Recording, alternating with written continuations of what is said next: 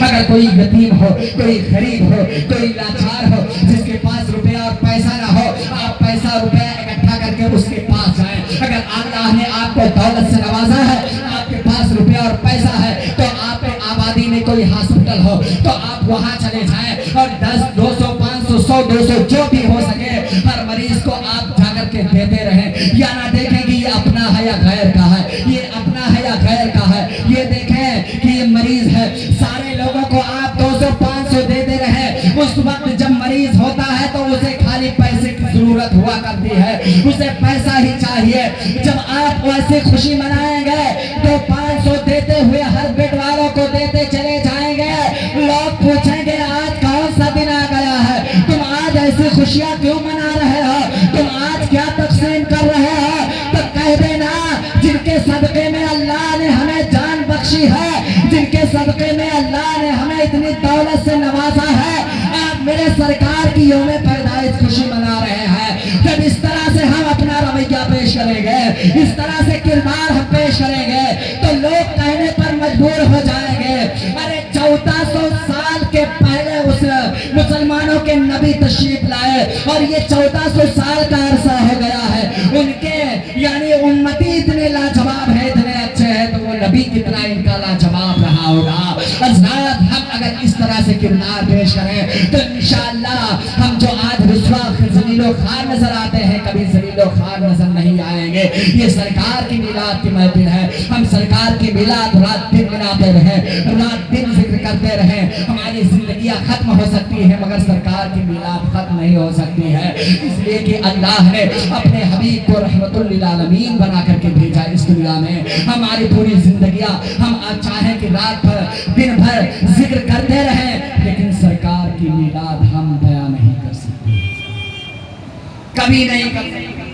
لہذا ضروری ہے ایک آخری بات سن لیں، یہ علماء کرام بیٹھے رہنمائی فرمائیں گے۔ آج ہمارے معاشرے میں سب سے زیادہ خرافات آج کی تاریخ میں، کل جب جلوس محمدی لوگ نکالتے ہیں نا تو کس طرح سے ہلڈنگی کرتے ہیں، کس طرح سے۔ ہم میرے نبی آئے ہیں امن و شانتی کا پیغام دینے کے لیے اور ہم ہلڈنگی کر کے جلوس محمدی نکالیں، اپنے آپ کو کہتے ہیں سرکار کے عاشق ہیں، سرکار کے دیوانے ہیں، سرکار کے متوالے ہیں۔ سرکار کے دیوانوں کا یہ حال نہیں ہوگا۔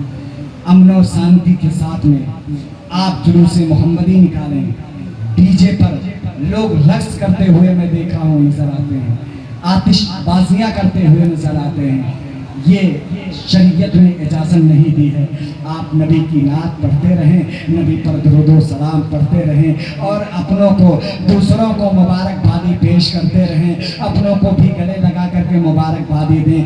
آج میرے سرکار کی یوم ولادت کا دن ہے اور اپنے محلے میں اپنے لوگوں کو، دوسرے لوگوں کو آپ اپنے گلے سے لگائیں اور کہیں ہمارے سرکار کی یوم پیدائش کا دن ہے۔ اس طرح سے سرکار کا دیوانہ ہوا کرتا ہے، سرکار کا عاشق ہوا کرتا ہے۔